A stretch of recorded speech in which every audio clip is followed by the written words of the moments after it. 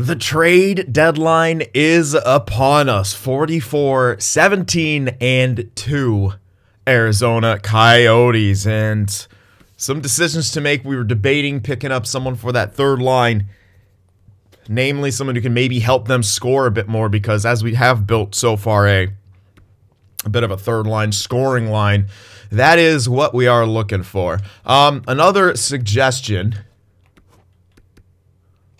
was that we actually turn the third line into the grinding line.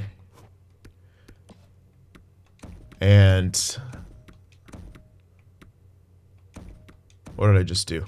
And have that as the shutdown line, the fourth line be something more like this. And try to find someone to get that +5. It would obviously need to replace Ferland, which could be decent, but yeah, Valesi does like the fourth. Zeiss doesn't.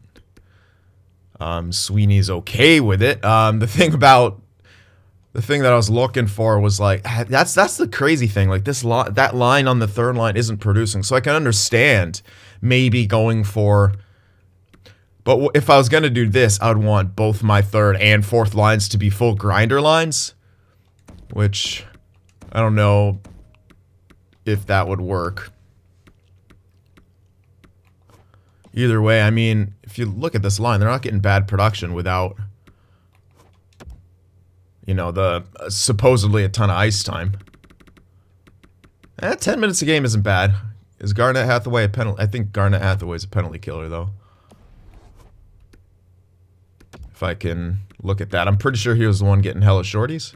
Yeah, he's got a few.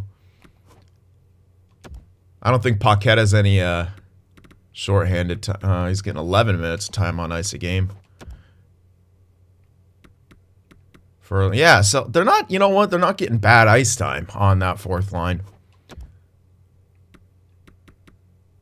Valesi supposedly only getting 11 minutes time on ice too, even though he's on power play. Well, you know, it's not that different, the third and fourth line. So I can kind of understand where he may be coming from with a kind of swapping these two. That's something I can try in the playoffs. I don't think is extremely necessary here, because that fourth line is what, you know, the behind the net strategy, while this one is crash the net. So I don't know. I don't know how if that matters that much in the sim. It could matter maybe more than I'm giving it credit for. It's just interesting, and I'm always curious as to why it's like that. Like, why do they always have their fourth line as like this, you know, behind the net? But it's very different. Dump, cycle, energy, balance. It does make sense, cycle. When you look at a team with a strong fourth line like Vegas had a couple years ago, like that, when they have like Reeves, Carrier, and like someone else, they would like, you know, be a checking line, then they'd get down in the zone and be able to cycle it a bit. They weren't taking a shit ton of shots, but yeah, that was something. I don't know. It's kind of hard to say. So, wow, this guy turned out to be an incredible fit, 75%. Like, it wasn't saying that at first. Turned out to really be a good fit.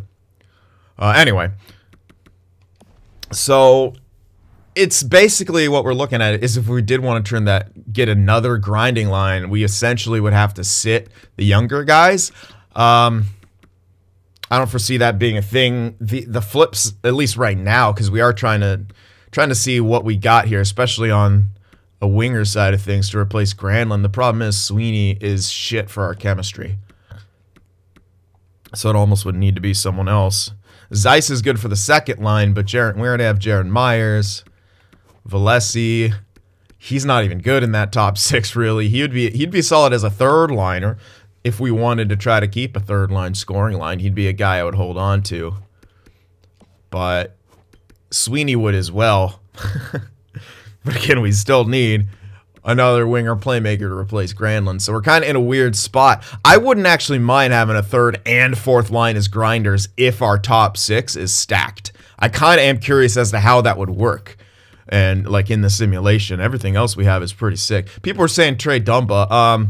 I don't know, man. I have him for another year at 7 mil. We don't need to shed that cap, and it's working. We have good defense. I think we should hold on to him literally till his contract runs out. Unless we really need the space, then I'll move him. But I don't see a reason to shift him right now. So let me take a look around. Just for shits and gigs. That's fine, player. At the potential of getting grinders or a grinder to make a better third line. And we could just shift all those guys down onto the fourth line. I'll look for that. Maybe that will work. So we can at least have that option. Alright, so forwards. Grinders. They don't have to have 1 year left, so we'll see who's available. Yeah, we got CynFtWProductions. That's someone I might actually pick up if we do. Ooh, that's a low-ass contract. Especially if we do go for like a third line. Right, so in here it's just CynFtWProductions and Wilson are the only guys. Now the cool thing is if you have CynFtWProductions and Wilson, like we literally could right now put together 2 lines. Hilarious! Look at this. We have most of the grinders here are on our team.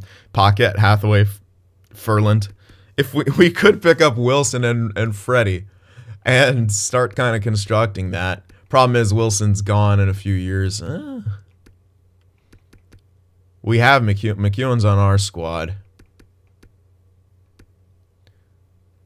If you had the chemistries, the overalls, I mean, you boost them up by a few, they look a lot better. Fuck, man. I'm actually really tempted to go for a third and fourth line. I don't know if I'll do it right now. Tom Wilson's not extended. Maybe we could pick him up in free agency. And get him for a couple years.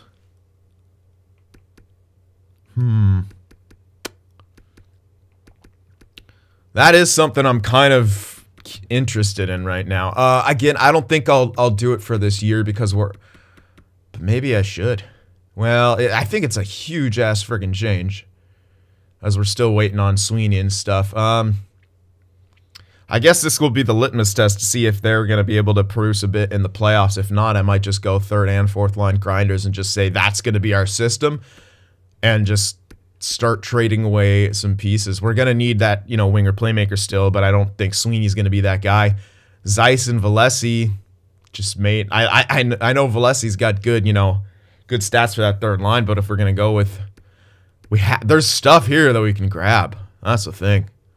Wilson we can have for at least a few years there. Freddie is going to be around forever. Tempting. It's tempting as fuck, I'm not going to lie. And we already have McEwen. He could easily slot in on that fourth line. If we get a +5 with him, it wouldn't be bad whatsoever. All right, well, that's very tempting. I don't think we'll do that now, but that's something we're going to look to for the draft, 100%. So let's go back to the playmakers here, and we'll probably try to make the Giroux deal work, because I think that's the better one. Also, as pointed out, is he's probably a good leader, which is extremely important. What did it not do? Oh, it did do the 1 year thing. So here's Giroux. Again, yeah, he might drop off. But he will be worth it because his offensive stats will still be there. He'll still be pretty worth it. So, hilariously, Capitals are still listed as a buyer, which is dumb. Alright, so in this deal, this is where we give up Plekhanov. They want Plekhanov, which is good for us. I doubt this goes through one for one. Yeah, no. They like Plekhanov, though. And who wouldn't? It's going to be a solid OFD. Already is a solid OFD. Hayton, I could shed Hayton as well, to be honest. This is last year. I mean, the only reason I'm holding on to him is because he's good. Yeah, you know what? I can get rid of him too. We don't really need him for the AHL. We're not really having any big names down there who need some growth and need to get carried, so I can throw both of them in there. Do they have Tom Wilson? Maybe I could pick him up now. I don't think they... I think... no, do they? Do they still have Tom Wilson? I don't think so. Nope, definitely not. Alright, so Tom Wilson's elsewhere. Unless I'm missing him, but I'm definitely not missing him. Yeah, no, Tom Wilson's elsewhere.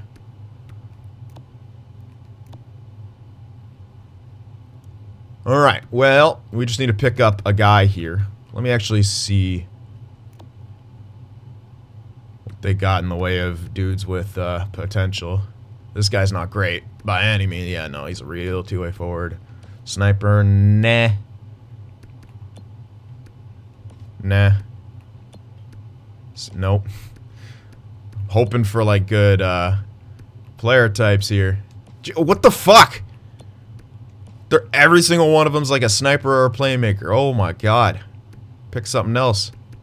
And that's really it for any prospects worth a damn. Well, there's also defensemen, but these guys, again, we don't really need the defensemen either. Bobby Wild, man, if that guy was an enforcer, I'd pick him up just for the memes. Jesus. Yeah, you know I'm hoping for a grinder here. I think y'all know what I'm looking for. yeah, I got nothing. Absolutely nothing. Start to bow. No, okay. So basically it's just about some value. None of them are good. This is the best one, but that's too much value, I think. That guy's also good. Holy shit, look at those face-offs. Oh, he's a goddamn... Damn it, he's an exemption. That's why. I was like, what? Oh, yeah, he's an exemption. Son of a bee sting. I really don't want any of them. I would have taken that dude if he wasn't a friggin' exemption. I might just swoop this guy up. Just cuz. What else am I gonna grab? He'll be some value. We can move that later. So yeah, we'll do Plekhanov and Hayton for Giroux and Ristolainen. That'll work. They say we'll have to move down Paquette. Why though? Oh yeah, I'm not trading anyone on our roster. No, I'm gonna send down Sweeney. That's what's gonna happen. All right. So trade went through. Yeah. We're gonna send down Sweeney. He might get put in juniors actually. I'm not too sure how that's gonna work.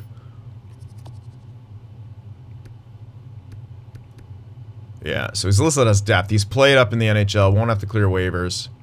Yeah, he'll get sent to juniors, so I don't care. Bye. Line errors. Now we'll throw Giroux in. Probably put him in the middle because obviously he's going to have better face-offs than John. And good thing is, John can play the left side. So, boom. Hopefully we maintain a +1. If we don't, we don't. But whatever. Boom. Yeah, we maintain a +1. 3-on-3. Myers and Giroux. Quite obviously. He's a center. Alright. Main position center. There we go.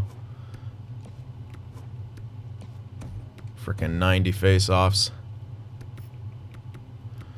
Alright, so that's what we're gonna be doing.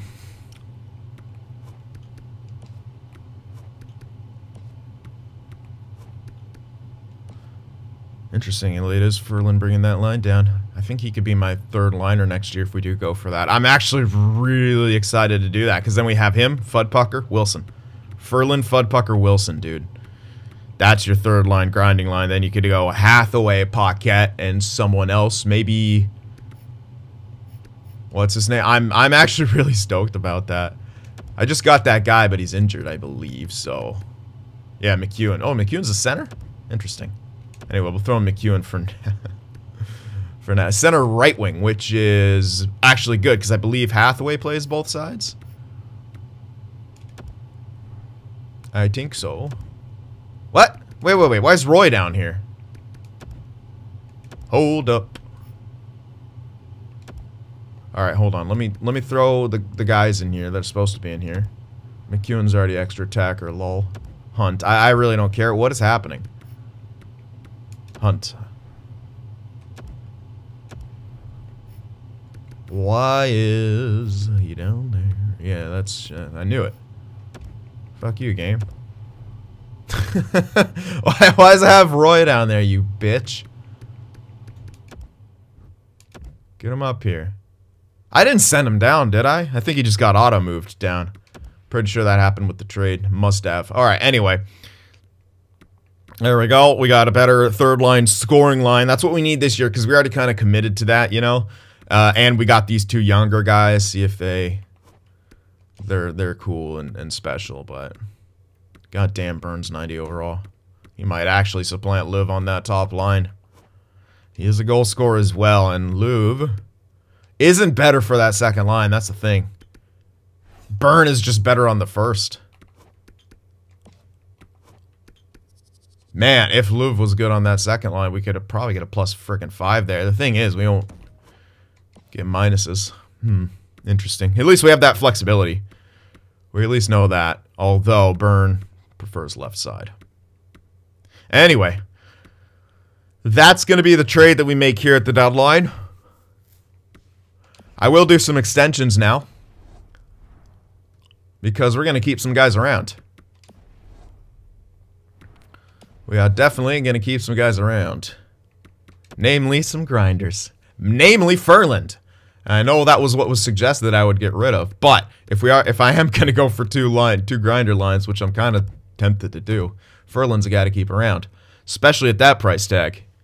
I'm just going to give him 1.5. I don't want to do math. That should be fine. 1.5 for Ferland for a year. Van de Velde wants to come back. He's a guy I'm still tempted to try out. But oh yeah, he was wanting too much, huh? I was hoping, yeah, that's right. I was hoping to get him for like a weird steal of a deal, but that ain't gonna work. Kopaka can still be depth. Hathaway, yeah, he might decline, but I'm gonna grab him back anyway. Just for a year. Again, I'll just eyeball these contracts. We don't need to go crazy on him. Same with Paquette. I'm gonna keep him back. I can get him for 2. Perfect. I will go a bit lower on him since I'm doing 2 years, so we'll do that. And then we still have McEwen. McEwen, yeah, Hathaway could play left wing side, so it'd be like Hathaway, Paquette, McEwen, 4th line, along with Ferland, Fudpucker, Wilson. I have no problem trading for Freddie Fudpucker. Save him from that terrible Vegas team. And we're going to give him a score. And I do apologize. It's probably going to be you, John, heading back that way. A center sniper for him. Just some kind of score.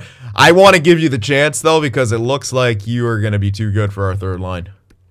You're 2184. You're also medium elite now. So, yeah. All right.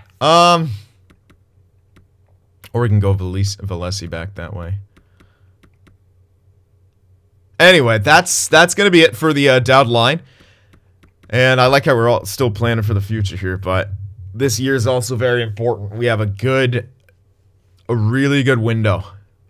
This is a very, very good window for us. So let's see what happens. Finish the year off. Come on, Arizona. Let's get it. All right, Paquette accepted. Ferland accepted. Hathaway. Perfect. All right, keep current block. We're just going to skip the deadline because we already made our trades. And I already have maximum amount of picks, I'm pretty sure.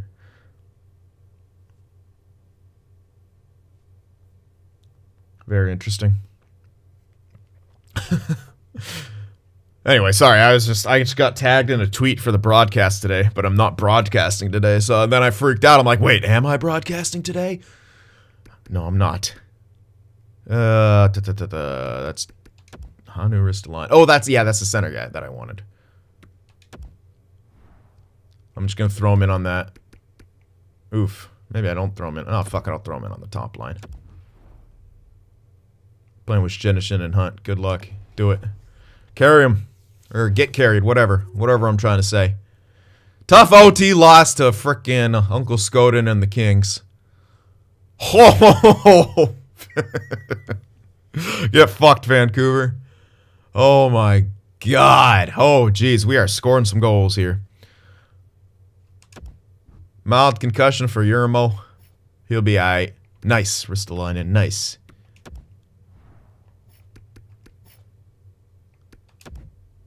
Let's put Deneen in there. I actually do that. Good chemistries. Fertile locker room. Good gracious. Look at those last 4 wins. Absolutely smoking our opponents. Holy hell. Come on. Really? He's not a right D? I don't even have right Ds. Here you go, Yermo.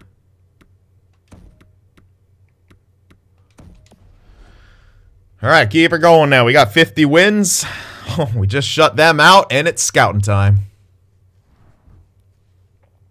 Speaking of which, I just remembered that it was the deadline, and I don't believe I showed you guys the scouting tree. So I'll do that now before I will begin scouting, so you guys have an idea of what's coming up. Yeah. We got another elite goalie. I'll pin him anyway. You know, I probably won't pick him because we don't need him. There's your top 5 by the looks of it. There's your 4. May be able to find some medium elite seals. It's not looking great, as you can see in there. Not a whole lot of hope for that. We do have 1 low elite, fully scouted winger, power forward. A few more possibilities. They're in good locations as well. Well, these guys are kind of borderline locations, but depending on how deep the draft is, they could indeed jump out. Of course, they're being scouted right now, so I can't scout them, son of a bitch. One of them's a gem. That guy. Another gem down there. In the similar position as some of those other guys. A lot of top 6 figured out, except none of them in achievable steal location. So again, not the strongest of things. This guy's a gem that we have. Oh, cup. Wow. Is he 18? He's got to be turning 19. He's got to be turning 19, right? He has to be. There's no way he should be a top 6 18 at that location. Pin him. Pin those guys. Very interesting. And that is pretty much it. Some still potential to go some places for some guys, but for the most part, again, not going to be super strong drafts, at least in a lot of areas from here on out. So now you guys have an idea of what's coming up in the draft, and I'm going to do my scouting. All right, continuing on here, and this month has been incredible. Finally lost, losing 4-3 right there, but our offense has been off the charts, man. I think the Giroux move was the right way to go. We may indeed just have 3 lines scoring, because how the fuck else can you explain this production? It's a huge leap. Oh my goodness. What is happening? The Arizona Coyotes are going absolute ham. Oh my goodness. We even scored under 3. Yeah, we had that one shutout. Holy shit, though. Since the trade was made, we won 6-0, 2-1 in a shutout. All right, so 6 goals. 1 goal. 5, 11, 5, 8, 2, 8, 3, 8, 4, 7, 4, 7, 12, 5, 5, 3. That is an insane amount of goals. And I got to think, Giroux was a big part of that, getting that 3rd line going. Clayton Keller ends the season with 95 points. Looking like the leader. 125-point season for the Arizona Coyotes. We got 60 wins. Good Lord. Yep. That's a huge jump. Where the hell were we at the deadline? I don't think we were even close to this. That's an... goddamn hiccups. Enormous jump. Almost a 2 differential. 4-1-1 goals for. Goals against 2-3-3. Almost 30% on the power play. Penalty kills still around that 83% mark with 7 shorties. 30, 10-1 on home ice, 31, 8-2 on the road, 9-1 in the last 10. Let's see how we stack up now. I'm pretty sure we just took a front seat for a lot of things. Goals for by a huge chunk. We are in the driver's seat. Goals against by a sizable chunk. We are in the driver's seat. Power play. First place by 4%. Penalty kill is the one thing we're not going to be tops at, but we are in the top 5. So can you hate it? Not really. Wow, what an end to the season for the Arizona Coyotes. The one time you make a good trade to make your team better, and holy shit does it pay off. Claude Giroux added a spark to that 3rd line.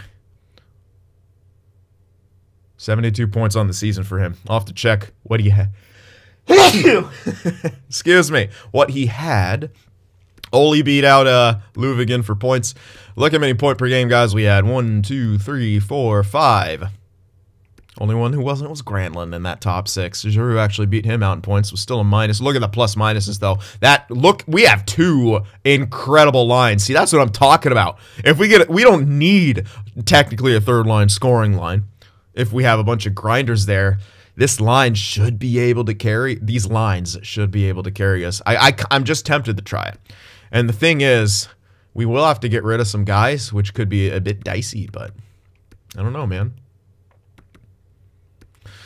This is pretty impressive. 50 goals for Löwe. 3 other 40 goal scorers in Myers, Byrne, and Ole. Holy shit, man. Absolutely insane. So, I just want to see, what'd you do here, Giroux? On our team, 17 points in 19 games played. And I actually didn't even fucking put him on the power play.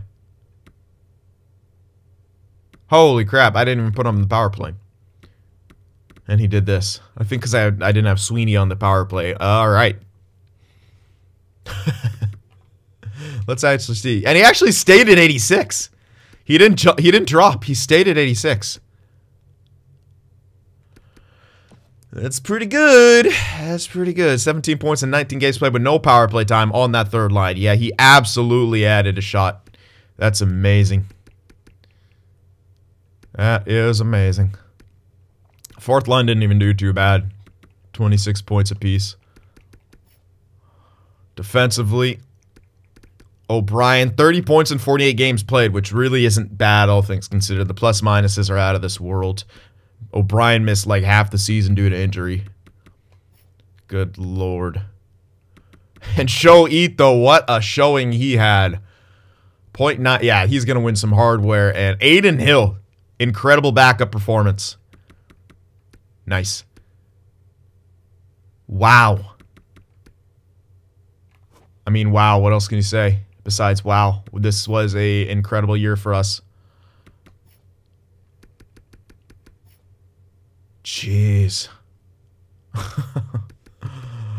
Oh, wow. Okay, you know what? I want to check a couple things. We got any grit? We got any sandpaper? Not really. John fought once on this team. Apparently, we're not a fighting team. Who cares? We got a bunch of grinders and they ain't scrapping. Okay. Matthew Outlaw is apparently scrapping. What the hell? Anyway, we'll get to that later.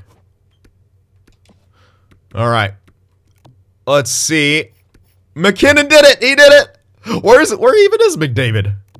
Hold on, hold on. Is that right? That can't be right. Is it right? Looks like it. Where the hell is McDavid? He played 82. He just didn't score. Aha, all your predictions are belonging to me. Aho with 102 points. McKinnon with 105. I know someone guessed Aho. I'm sure some people guessed Nate Mack. What a year he had. 58 goals, too. Might actually beat everyone out. Let's see. Nope, because Uncle Skoden had 66 goals. Holy shit. Oh my goodness. Wow. On the LA Kings, man, they sure built the team right. Uncle Skoden, 66 goal season with 93 points. Jeez, poor Rantala and Jacob, man. Jonas and Jacob, you guys, purgatory. Anyway, Christopher was up there 52, but oh my, just Jesus. That's ridiculous. Let's see who led in assists. Hell yeah, Clayton Keller, over 10 of Ehlers, 77 assists on the year. I think we're going to have the top lines here. Löwe, Ole, Keller, Byrne, Granlund, Myers, our entire top 6 leading the way in plus minus. We have a dominant top 6. All right, let's see who the most clutch is. Maybe Jacob.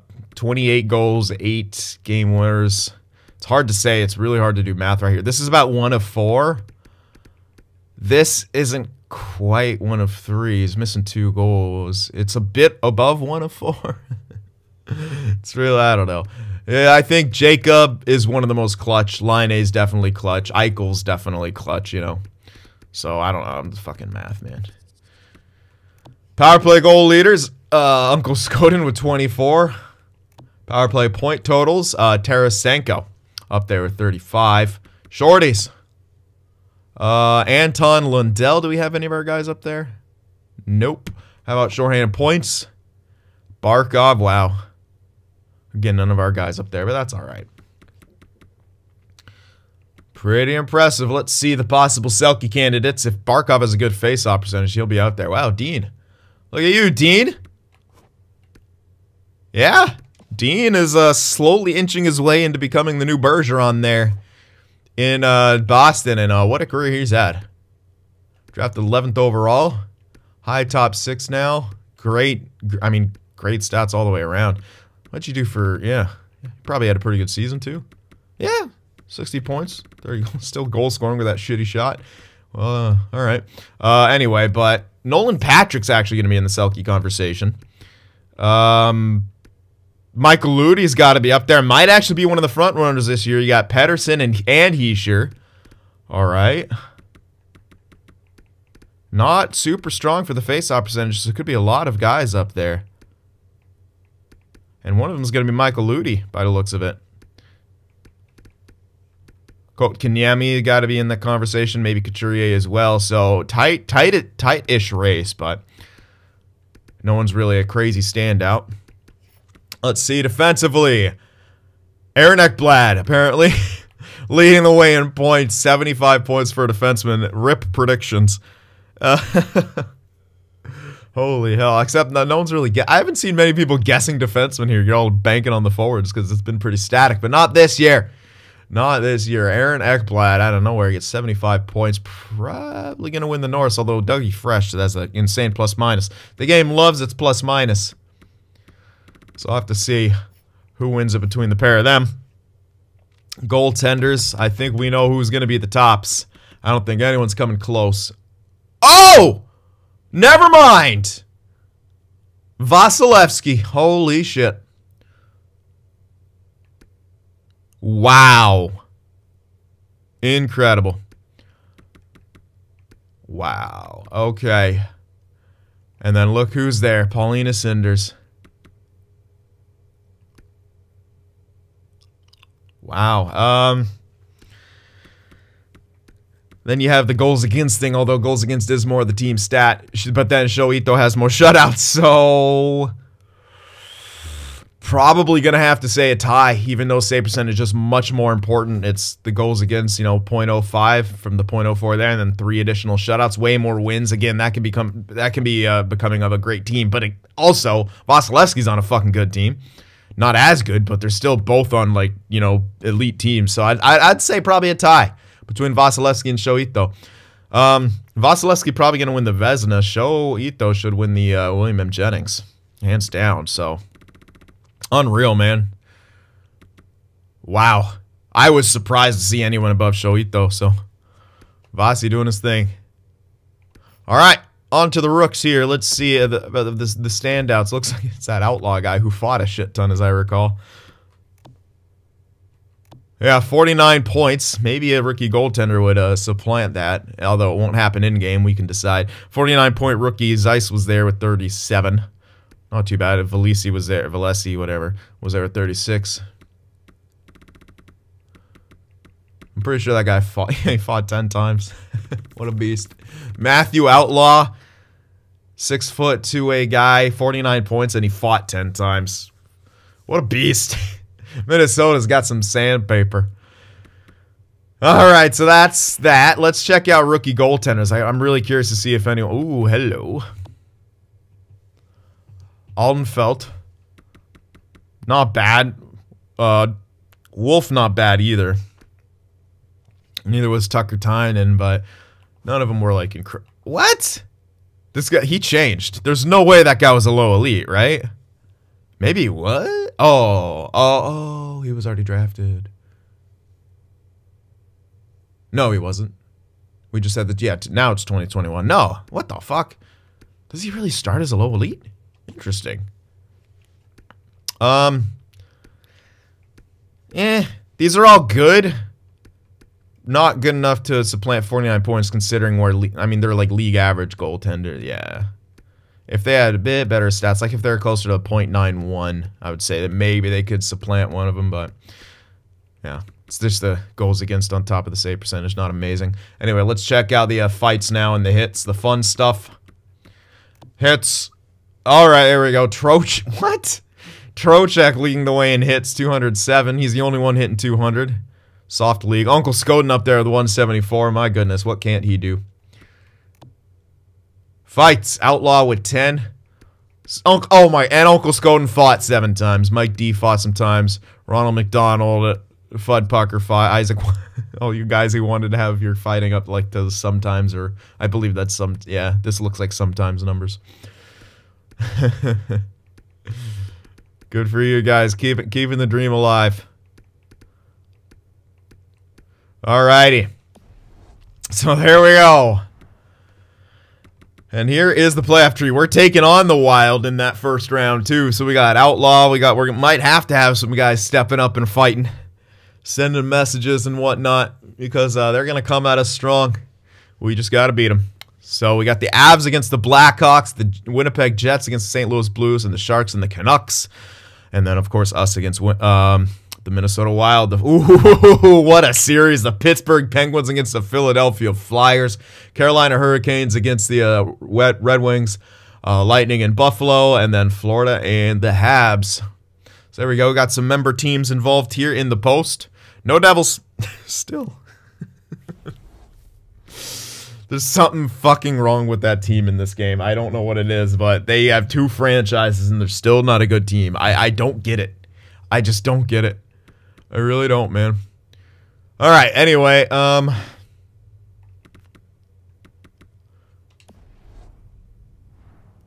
let's see what we got in our. I had a brain fart there. I'm like, what am I doing? Yeah, that's right. Checking lines, going to the playoffs. Come on, where you at, Minnesota? All right, Gusev, Rossi, Besser, Fiala, Smith. Wow, you got Rat McKenzie on the third line. Okay. Why, though? He had 69 points and 46 goals. There's no way he's on this third line, right? Last scouted on the 2 power play lines. Maybe? I don't know. You know what? Brock Besser. I would at least have him second. Either way, dude, this is a sick... They have a lot of good depth. They have a lot of lines who can hit you. Wow! How did that guy have that many points and 49 points rookie year? He really was on the fourth line. He must have had a shit ton. Yeah, he had must have had a shit ton of power play points. Yeah, okay, 20 of those points coming on the power play. No wonder. Still, that's still impressive. These guys have at least one scoring threat on every line. Yeah, that's actually that's a well balanced lineup. Defensively not great, but you know this'll work. It's EA simulation. Jeez. I got Linus Ullmark. Not a good backup whatsoever. And they're not missing anyone due to injury that I can tell, but decent depth to throw in there if they need it. But we have an insane offense. All right, we have an insane offense. It played that way. Now with Giroux on that third line, we have another scoring threat. A third line which is now 85, 87, 85. An incredible fourth line with a lot of good grit. We should win this series. I mean, we have such an incredible team. So don't fuck this up, Arizona. There's no excuses here. You guys are well built. We're well coached. We have all the tools necessary. Do not choke. Don't pull a Tampa. Let's go. All right, game 1. Home ice advantage against the Minnesota Wild. Get to work, Arizona. We got this. 4-3 loss. Game 2. Okay. Can't keep the puck out of the net, apparently. So changes need to be made. First line's doing good. But what can I do? First line's doing good. Third line hasn't scored. They're all minuses. Okay, so we're going to do the thing. Going to try this out. Get our grinders on our third line. Get them some more ice time. Second line, their point per game. It's not like we're really not scoring, but we're just not having some trouble keeping the puck out of the net, which is hilarious.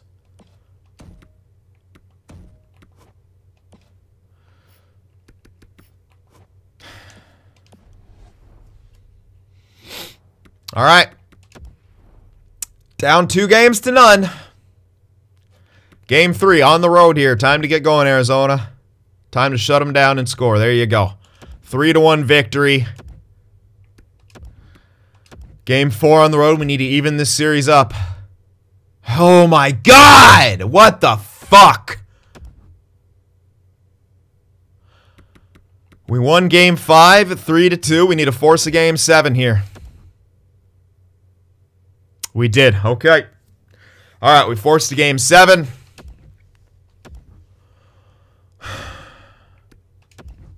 Don't blow it. There's no fucking excuse to lose to this team. Zero. Absolutely no excuse. Let's go. Early goal for AJ Ole to start things off, and we get a power play right after it. Can't capitalize, but I believe that was first shot, first goal. Another power play. Can't capitalize on that. And Stringer ties the game. 1-1 here. Come on, Arizona. Let's go. Get more offense. We're way better than this. Come on. Tied at 1 after 1. All right. Second period. Come on. Let's get going here. They're starting to pull ahead in shots. Arizona starting to sort of get outplayed in some ways here. Oh my God, it's still 1-1. Power play again. Can we capitalize? Jesus, no we can't. Arizona struggling. Oh, well, we always just struggle scoring the tech sim on the power play. 24 shots to 23. Game still tied at one goal apiece because you don't need a 90 goaltender to get amazing goaltending in the tech sim. Arizona, please. Please, offense, get going. Oh my God, oh my God. O'Rourke makes it 2-1 for Minnesota. 3-1 from Rat McKenzie. It's going to happen, isn't it?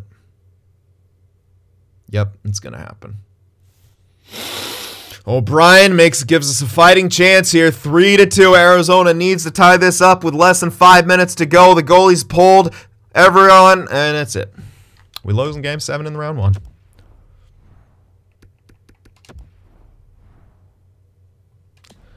And an 83 goaltender once again outplays an elite goaltender. Because fucking goaltending really doesn't matter in this game.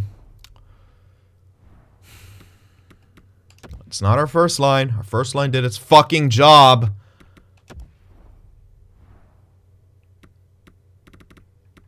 We lost with these stats.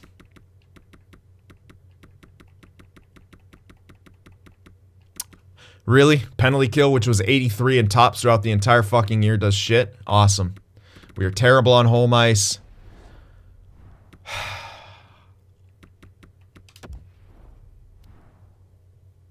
I don't get it. I really, really don't get it.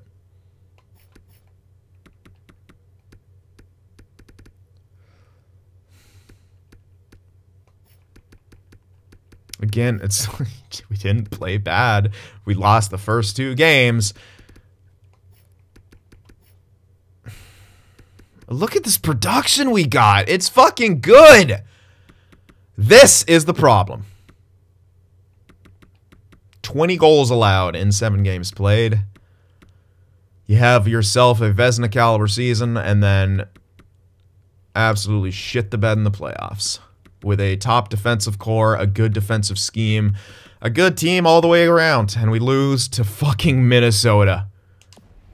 Unbelievable, this team, man. Absolutely ridiculous. So, once again, we completely underperform in the playoffs.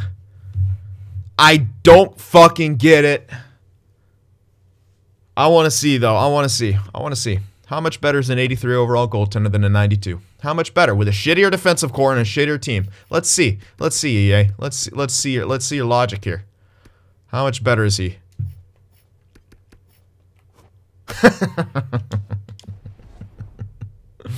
Awesome. Good shit. Love it. You love to see it. Awesome. Goaltending doesn't fucking matter. I'm no longer going to get good goaltenders, I feel like. It's so fucking stupid.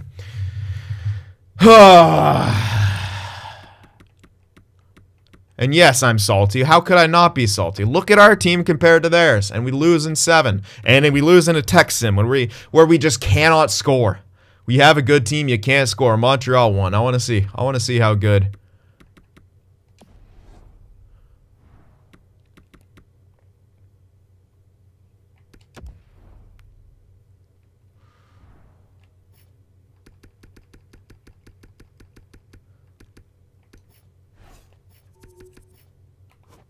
Jesus Christ. Holy hell. Same age. Everything. It's just... Good Lord. Wow. Okay. Has knows how to build his goalies. Go to him for advice. Jesus criminy. Alright, well... We're out in the first round. Once again with a fucking President's Trophy winning team. Oh, this is giving me PTSD for the San Jose Sharks, and the Lightning fans are cringing. But at least it wasn't a reverse sweep or a sweep or whatever the hell happened to them. I can't even think right now. I'm so disappointed. Again, I hate to call it out, but it's goaltending. You can't look at the offensive production and be like, oh, they didn't show up. They absolutely did. They absolutely showed up. Could have won this game. Could have won this game. We got 3 goals for in each game, but 4 goals against, 6 goals against. 3 goals for, we won. Could only get 2 goals. That's the one you could say the offense didn't show up, but fuck me, man. And then this game's the tech sim bullshit. But we should win one of these games. Absolutely. We have to win one of those games. You need a goaltender to fucking win you a game. I can't look at any of these games and be like, yeah, the goaltender stole it for us. Which sucks. It fucking sucks. I want a good goaltender. And so it's not a trend yet, but if he doesn't do good in next year's playoffs, if this same fucking shit happens, then I kind of have to start thinking about it. So, yeah. We saw what our top 6 can do, so I think going for double grinder bottom 6 is not a terrible idea. It'll really help for chemistries, too. And locker room chemistry will jump. I couldn't see what it was before. It usually drops off after you lose, which we just did. So I forget what it was. Maybe it was around there. Anyway, either way, I think it's time to revamp that bottom 6. Giroux as the rental, just plain and simple, didn't work out. We did have him on the 4th line. It was working for us. You saw it. 5-1 win, 7-2 win. Like, it was more. We won more games than we didn't when we had him there. Maybe in the tech sim I should have moved it back. But, whatever, dude. Then if I did move him back and lose, and you're like, oh shit. So, I don't know. But yeah, time to make some moves. Because we have a window, and we need to fucking start winning. Because we're way too good for this. We're way too good for this. This is the last year we're going to have Dumba. So let's go for the double grinding line. And if at that point we can't win games, there's 0 excuses left for Shoito back there when it comes to the playoffs. 0. Because we have 2 defensive lines along with a stacked defensive core. Only 1 offensive defenseman in there. And a top 6, which, as we saw, gets enough goals and gets enough points to win you a series. So, yep. Time to keep throwing things at the wall until what works. But in my opinion, with this kind of team, this is a year we could have won the cup, and we didn't even get by the first round against a pretty shit Minnesota team compared to us. So, yep. Soul-searching time. Hope you guys enjoyed it. Hit that like button, and I'll see you in the next one.